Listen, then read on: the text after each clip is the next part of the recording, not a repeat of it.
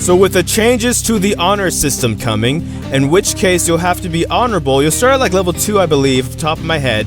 But you'll have to keep being honorable to earn key fragments now. That's the only way you'll be able to earn key fragments, as well as other exclusive stuff if you continue to be super honorable and just a really good sport.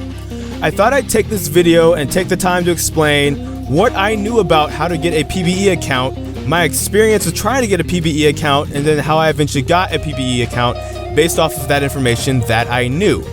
Now, part of the problem though with the PBE, I will say, is that it has insanely long queue times because of how many people kind of just aren't on the PBE. So that's part of also why I'm making this video, is so that maybe then when this honor system comes out, I know PBE signups are closed right now, but maybe when they reopen, this video will be able to give you some information to be able to, apply for an account and get one rather quickly, and so that A, more people can be on the PBE, so queue times can be lower, and B, because more queue times are happening, more games are happening, my second complaint about the PBE is that a lot of people tend to ban the things that we're trying to test. On the PBE, it's not really the place to ban broken things because we're testers. We're trying to test those things for about 2 weeks before it hits live, so that when it goes live, it's actually kind of balanced. That's one of the complaints, right? It's like, how did this make it through the PBE onto live? Did anyone test this and give feedback for it?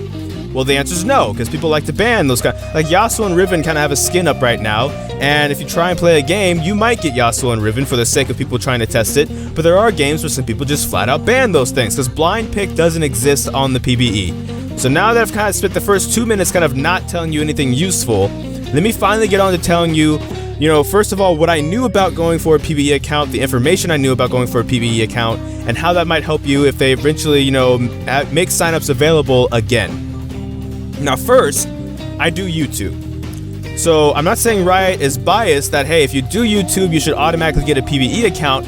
I am saying though that does factor into it because they do look at the fact of, oh hey, this person can then tell their subscribers about a piece of content we're trying to put out, or a balance change we're trying to put out, and it's another way for people to get feedback on some things. A new skin comes out, and then those of us who, let's say, have Tuesdays off right now, in which case when something drops in the PBE, we can kind of make a video about it somewhat immediately. Then we can get it out really quickly. People are looking for it, they know about it, maybe they saw Mubi tweet it, Surrender at 20, that's a site to go check out, by the way. And that way they can see the feedback on those people's videos and be like, hey, people actually really do like this before, we've even opened the threads and stuff. So now once we open up the threads for feedback, we might even see more liking for this. We knew we did something in the right direction.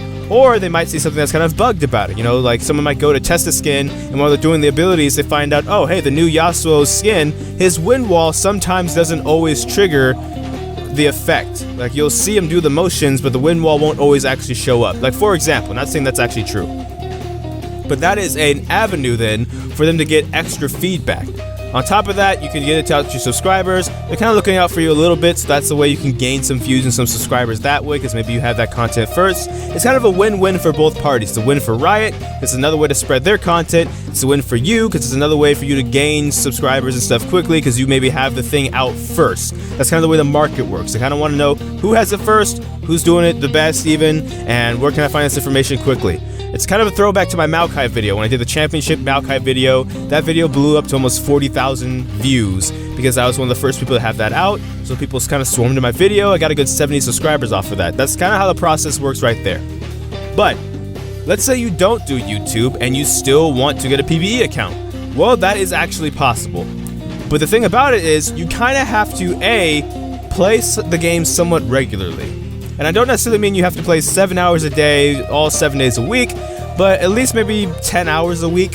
So maybe like a game or two a day, if you can, especially on Fridays and weekends where you're probably gonna have more free time. If you have to do schooling work during the week, they understand. But if you're generally kind of someone that still plays the game somewhat consistently, I guess that's the point. 10 hours might be too high of a number even, but as long as you're playing the game consistently, even if that's just one game a day, you'll most likely be looked at, because then you're looked at as somebody that still is regularly playing the game. Will be able to give some feedback and stuff based off of what they play live. And so if you get a PBE account, you'll probably be on the PBE testing some changes and stuff consistently as well. On top of that, you kind of have to be a positive player. You can't flame people.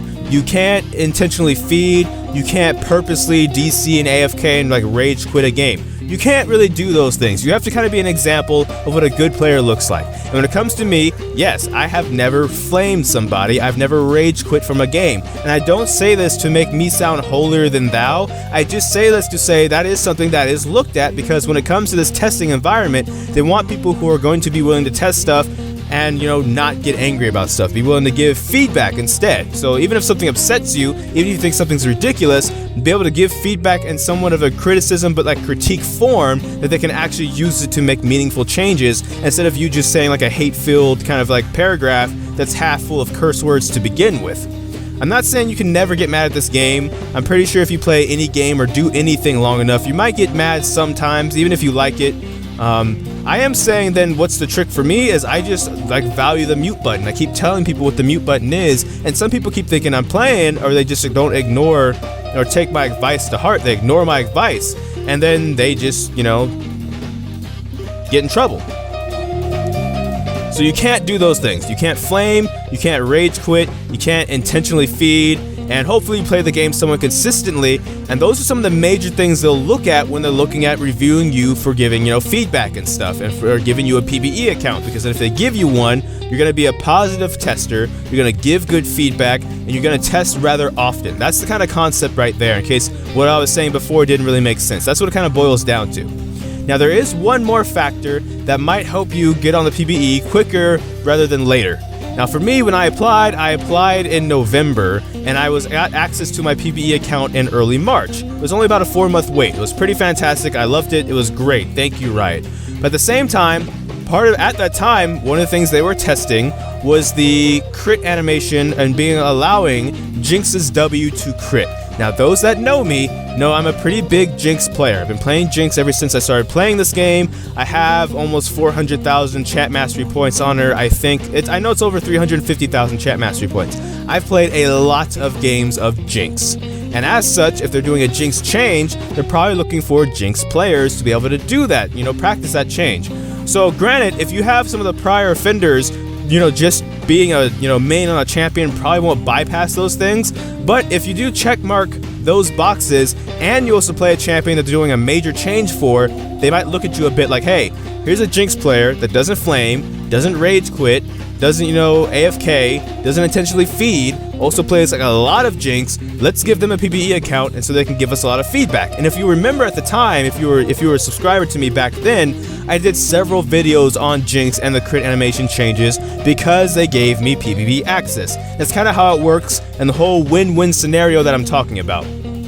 They saw what I did, I applied for an account, I applied to be a PBE tester for Riot. They said, hey, guess what? You aren't any of those things, you're also a Jinx player.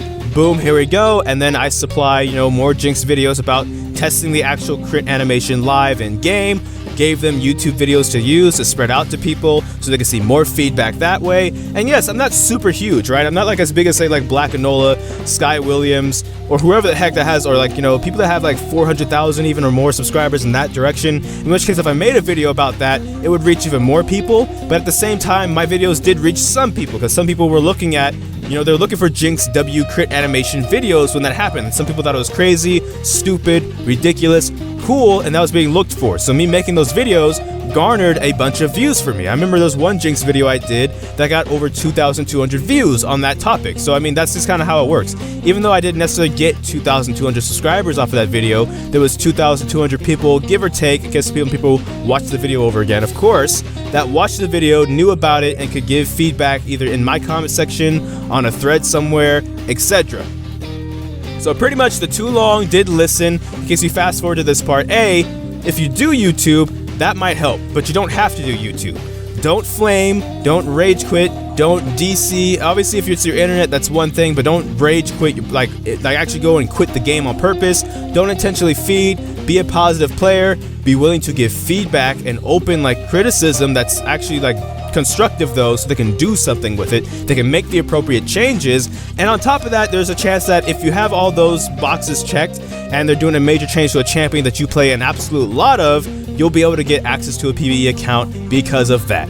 So thank you so much for watching this video. If you did watch this far, that is all for this video. And if you have any more questions, feel free to ask me in the comment section down below. Feel free to like, comment, and subscribe as well.